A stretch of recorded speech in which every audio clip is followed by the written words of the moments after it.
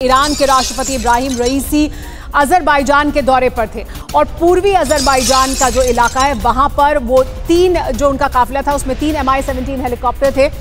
हालांकि जानकारी ये भी सामने आ रही है कि ईरान की न्यूज एजेंसी ये दावा कर रही है कि ईरानी राष्ट्रपति इब्राहिम रईसी सुरक्षित हैं, लेकिन आधिकारिक रूप से अभी कुछ नहीं कहा गया है, यानी ईरानी सरकार की तरफ से ये नहीं बताया गया है। फिर भी जो एजेंसी है एक उसकी तरफ से दावा किया जा रहा है, ईरान की एक एजेंसी ये दावा कर रही है, तो अलग अलग दावे सामने आ रहे हैं। एक एजेंसी का ये दावा है कि ईरानी राष्ट्रपति सुरक्षित हैं और वो वापस राजधानी की तरफ आ रहे हैं। मनीष भी हमारे साथ बने में।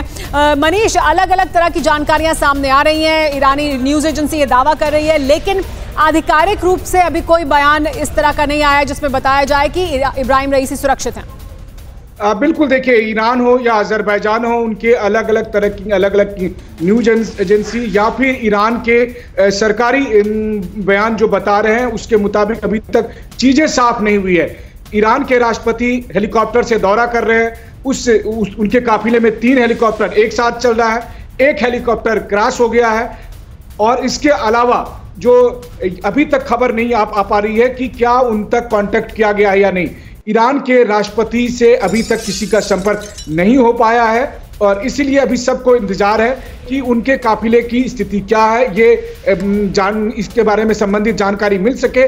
सबसे अहम बात यह है कि खास तौर पर मनीष, जिसका आप भी जिक्र करते हैं, जिस तरह का तनाव है इस पूरे इलाके में, इजराइल और ईरान के बीच, अमेरिका उसके बीच में मौजूद है, पूरे अरब वर्ल्ड में जिस तरह का तनाव बना हुआ है, ऐसे में जब ये खबर सामने आती है कि ईरान के राष्ट्रपति जिस काफिले में थे उसमें से एक हेलीकॉप्टर और उसमें से एक हेलीकॉप्टर इस तरह से हार्ड लैंडिंग हुई है, तो कई तरह के सवाल उठते हैं, कई तरह के संशय हैं, कई तरह की जो जानकारियां हैं वो अलग अलग सूत्रों से निकलकर सामने आ रही है। इस वजह से कई तरह के इस वक्त संशय हैं कि दरअसल पुख्ता तौर पर क्या जानकारी है जिसको समझा जाए कि ये सही जानकारी है। जी हाँ, बिल्कुल सही कहा आपने। देखिए, एक तो ईरान और इजराइल की अदावत है, उसके अलावा ईरान और अजरबैजान के भी संबंध अच्छे नहीं रहे थे। इसके बावजूद ईरान के राष्ट्रपति अजरबैजान के दौरे पर थे और फिर उन्हीं इलाके में ईरान के राष्ट्रपति के काफिले का हेलीकॉप्टर दुर्घटनाग्रस्त होता है। ये बाद में पता चलेगा जांच के बाद कि इसका कारण क्या है। फिलहाल अभी यही बताया जा रहा है कि उस इलाके में काफी फॉग था और वहां तक पहुंचने की मशक्कत करनी पड़ रही है तमाम राहत एजेंसियों को। यहां तक कि रेड क्रॉस की तरफ से भी कहा गया कि उनकी टीम भी वहां पर पहुंचने की कोशिश कर रही है। जो लोकल पुलिस और सिक्योरिटी की टीम है वो वहां पर पहुंचने की कोशिश कर रही है। हालांकि तेहरान में या फिर तबरीज के इलाके में जो सरकारी विभाग हैं उनकी तरफ से कहा जा रहा है कि ईरान के मनीष, हमारे साथ कैप्टन विनोद ऑगस्टीन भी जुड़ गए हैं, डिफेंस एक्सपर्ट है, उनसे भी बात कर लेते हैं। विनोद ऑगस्टीन जी, Mi-17 हेलीकॉप्टर था, 3 हेलीकॉप्टर थे काफिले में ईरान के राष्ट्रपति इब्राहिम रईसी के, और उसमें से एक हेलीकॉप्टर के बारे में बताया जा रहा है कि उसने हार्ड लैंडिंग की है। आधिकारिक रूप से अभी ईरान की सरकार की तरफ से कोई जानकारी नहीं दी गई है, सिर्फ ये कहा गया है कि हार्ड लैंडिंग हुई है एक हेलीकॉप्टर की। लेकिन मैं इस हेलीकॉप्टर के बारे में आपसे जानना चाहूंगी, कितना सुरक्षित है ये हेलीकॉप्टर, Mi-17 हेलीकॉप्टर जिसमें सवार थे इब्राहिम रईसी और उनका पूरा एंटोराज?